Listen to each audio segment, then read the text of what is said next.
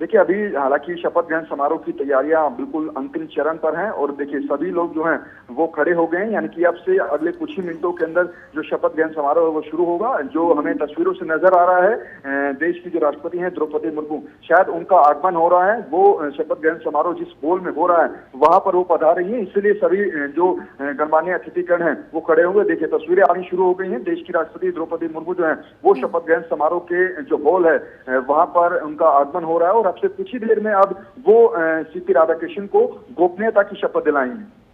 और इसके साथ ही नमित, ये सीधी तस्वीरें हम अपने दर्शकों को दिखा रहे हैं। राष्ट्रपति द्रौपदी मुर्मू पहुंच चुके हैं, सभी लोग खड़े होकर उनका अभिवादन करते हुए नजर आ रहे हैं। साथ ही अगर जिक्र कर लें जिस तरह से, क्योंकि सीपी राधाकृष्णन की अगर राजनीति की बात करें तो उसकी शुरुआत साउथ से हुई थी, तो ऐसे में जिस तरह से एनडीए ने अपना उम्मीदवार इनको चुना, सीपी राधाकृष्णन को, और विपक्षी दल ने भी इसकी काट निकाली और साथ ही साथ जिस तरह से उन्होंने अपना उम्मीदवार भी साउथ से ही उतारा, ऐसे में कितना इम्पैक्ट डालता है अगर किसी एक क्षेत्र के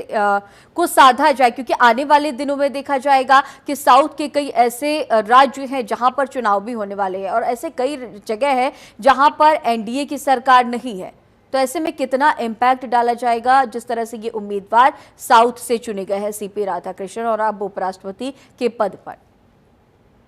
देखिए, ये एनडीए के जो तमाम बड़े नेता हैं उसमें हम भारतीय जनता पार्टी का भी अगर हम जिक्र करें, पीएम नरेंद्र मोदी का जिक्र करें, केंद्रीय गृह मंत्री अमित शाह का जिक्र करें, ये सबकी सलाह मशवरे के बाद ही जो है सीपी राधाकृष्णन का नाम जो है वो साउथ की तरफ से आगे किया गया था, क्योंकि खुद केंद्र सरकार के अंदर तमाम बड़े मंत्रियों को पता है और पीएम नरेंद्र मोदी को खासतौर पर पता है कि साउथ के कई ऐसे राज्य हैं जिसमें आने वाले समय में चुनाव होना है। और ये भारतीय जनता पार्टी को भी पता है कि साउथ के अंदर बीजेपी जो है वो इतनी ज्यादा मजबूत नहीं है। ऐसे में उसकी काट ढूंढने के लिए जो लेफ्ट की पार्टियां हैं या फिर जो कांग्रेस पार्टी हैं उनकी काट ढूंढने के लिए सीपी राधाकृष्णन का नाम आगे किया गया था। हालांकि अब देखिए जो शपथ ग्रहण समारोह का कार्यक्रम है वो शुरू हो गया है और यहाँ पर जो अब उनको शपथ दिलानी जानी है उसका कार्यक्रम फिलहाल शुरू होता हुआ नजर आ रहा है। ठीक है नमित, आपके पास लौटूंगी और ये देखिए ये सीधी तस्वीरें आपको दिखा रहे हैं राष्ट्रपति भवन से, जहां पर ये शपथ ग्रहण समारोह 947 और के आषाढ़ मास के तीसरे दिन त्यागपत्र देने के कारण भारत के उपराष्ट्रपति का पद रिक्त हो गया है और यतः भारत के उपराष्ट्रपति के पद को भरने के लिए संविधान तथा राष्ट्रपतीय और उपराष्ट्रपतीय निर्वाचन अधिनियम 1952 के उपबंधों और तदधीन बनाए गए नियमों और आदेशों के अनुसार निर्वाचन करा लिया गया है तथा परिणाम घोषित कर दिया गया है। अब इसलिए भारत निर्वाचन आयोग एतद द्वारा प्रमाणित करता है कि श्री सीपी राधाकृष्णन वर्ष 2025 के सितंबर मास के 9वें दिन तदनुसार शक संवत के वर्ष 1947 के भाद्रपद मास के 18वें दिन भारत के उपराष्ट्रपति पद के लिए सम्यक रूप से निर्वाचित हो गए हैं। भारत गणराज्य के 76वें वर्ष में हमारे हस्ताक्षर और भारत निर्वाचन आयोग की मोहर से वर्ष 2025 के सितंबर मास के 9वें दिन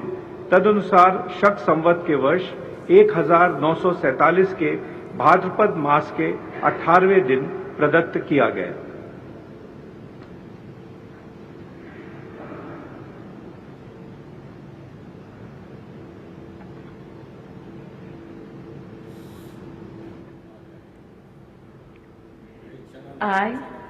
I,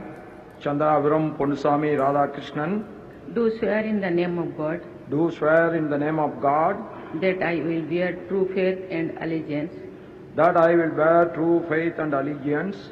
to the Constitution of India to the Constitution of India as by law established, as by law established,